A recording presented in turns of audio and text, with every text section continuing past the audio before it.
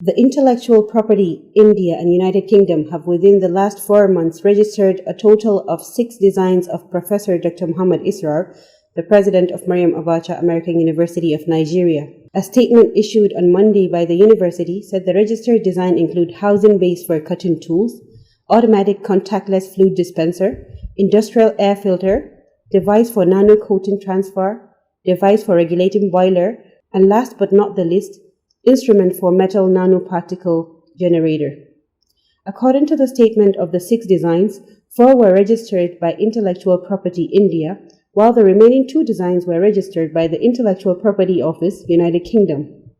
It is listed the 4 designs registered by Intellectual Property India as industrial air filter, device for nanocoating transfer, device for regulating boiler, and instrument for metal nanoparticle generator, while Intellectual Property Office UK registered housing base for cutting tools and automatic contactless fluid dispenser.